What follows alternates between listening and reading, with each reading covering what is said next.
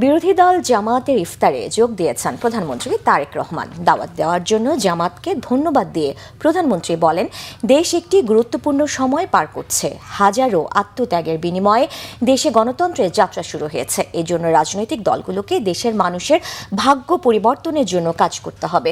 বিরোধী দলীয় নেতা ডাক্তার শফিকুর রহমান বলেন, জাতিকে বিশ্বের বুকে একটি সম্মানের জায়গায় প্রতিষ্ঠিত করতে সরকারি ও বিরোধী দল একসঙ্গে কাজ করবে। রিপোর্ট করছেন সিকান্দার রেমান। রাজধানীর চীন মৈত্রী সম্মেলন কেন্দ্রে ইফতার মাহফিলের আয়োজন করে বাংলাদেশ জামাতে ইসলামী। বিকেল 5:30টার দিকে অনুষ্ঠানে যোগ দেন প্রধানমন্ত্রী তারেক রহমান। শুভেচ্ছা বক্তব্যে প্রধানমন্ত্রী বলেন, দেশের মানুষ রাজনৈতিক দলগুলোর দিকে তাকিয়ে আছে। মানুষের ভাগ্যের উন্নয়নে কাজ করতে রাজনীতিবিদদের শপথ নেওয়ার আহ্বান জানান তারেক রহমান।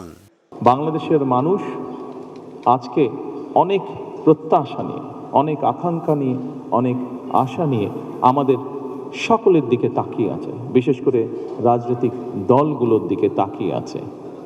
আজকে আমাদের এই ইফতার মাহফিলে আসুন আমরা আল্লাহর নামে শপথ গ্রহণ করি যে আমাদের আগামী দিনের কাজগুলো হবে এই দেশের মানুষের ভাগ্য পরিবর্তনের জন্য।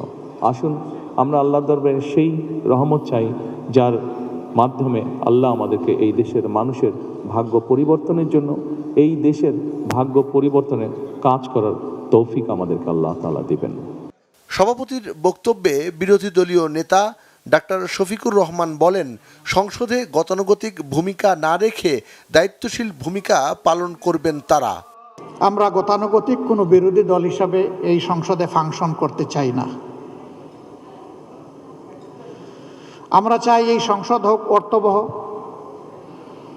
জনগণের সমস্ত চাওয়া পাওয়ার কেন্দ্র। সরকারি দল তারাও যেমন দায়িত্বশীল ভূমিকা পালন করবেন, আমরাও বিরোধী দলের অবস্থান থেকে দায়িত্বশীল গঠনমূলক ভূমিকা পালন করতে চাই।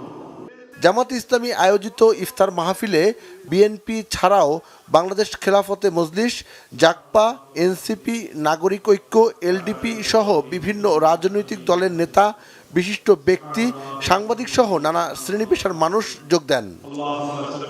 সিকান্দার রেমান, বাংলা ভিশন, ঢাকা।